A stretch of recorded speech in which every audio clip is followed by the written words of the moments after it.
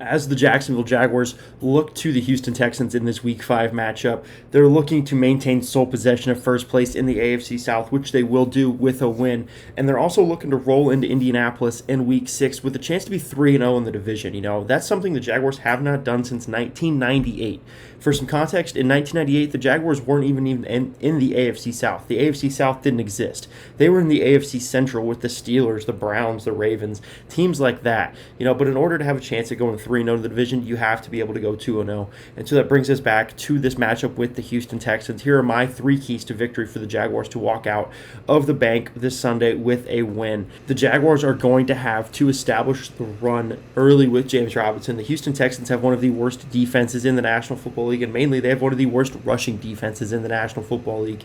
You're looking at a Houston Texans team that is giving up over 5 yards per carry on the ground. They're giving up 34 rushing first downs to this point. They're looking at over 8 first downs per game on the ground. And then on top of that, James Robinson can get going early. And when you do get him going early, you can attack this Houston Texans team with the play action. They're a team that is giving up the 4th most yards on play action. So you really do need to establish the run to really open up your playbook against a Houston Texans team that is going to try to let you open it up. They're not good against the run.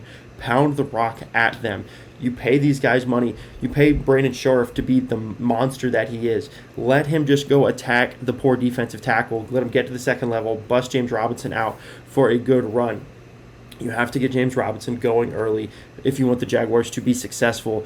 And now, that brings me to my second key to victory. The Jaguars defense needs to continue the streak. And no, I'm not talking about the streak that the Houston Texans have, where they've won their last 8 straight games. I'm talking about the streak that they've been going very, very quietly, unnoticed right now. The Jaguars have had at least 1 turnover in every game to this point in the season. The turnovers have come from all the different levels. Trayvon Walker has an interception. Josh Allen and DeJuan Smoot both have forced fumbles. Devin Lloyd has 2 interceptions. And then you get to the secondary that is playing like a bunch of ball hawks right now. Andre Sisco had the pick 6 last week. He had the interception against the Colts. Tyson Campbell has an interception. Rayshawn Jenkins has an interception. This Jaguars defense is the more talented 11 on the field when the Texans offense is on the field. This Jaguars defense needs to be able to show that, and they need to be able to show it early, in my opinion. Even if it's just a pass breakup, even if it's just something where he looks like he could have jumped the route if he wanted to. The Jaguars defense just needs to get it into Davis Mills' head that we are going to get one off of you.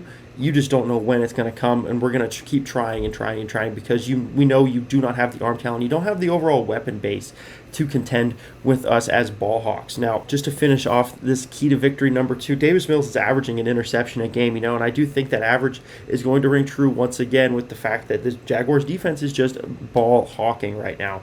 Do I think they're going to get a pick 6? Do I think anything like that? No, but do I think they're going to get at least 1 interception off of a bad throw, a missed time throw, a pop in the air like last week? I absolutely do. They're athletic enough to make the play when they're able to capitalize on it, and I do think they're going to. Now for my third key to victory, the Jaguars are going to want to start the run, and they're also going to want to stop the run. They're going to try to stop Damian Pierce from getting that running attack going. Damian Pierce is someone that could really make a big impact on this game. You talk about last week, we really wanted to limit Jalen Hurts. You really wanted to limit Miles Sanders. Well, this week, it really just comes down to limiting Damian Pierce in the running game. The Houston Texans offense is trying to run through him. Damian Pierce is somebody that has never truly gotten the bulk of the carries. You look at his time in college at the University of Florida, he never truly got a bunch of carries there. But that has kind of changed now. Lovie Smith has kind of gotten it through his head that Damian Pierce needs to be one of the center poles of this Texans offensive scheme. Damian Pierce is averaging over 5 yards a carry. I've talked about that. And he also has brought 2 to the house. He had 1 come off a 75-yard run, and one where he went practically untouched, might I add. Foley Fatukasi being ruled out, that does raise a lot of flags for me, and it should raise a lot of eyebrows for Jaguar fans. How are they going to be able to stop Damian Pierce? Well, they bring in Corey Peters. Corey Peters is an 11-year vet who started over 130 games for both the Cardinals and the Falcons. So do I think it's going to be Foley Fatukasi in there? Obviously, no, it's not.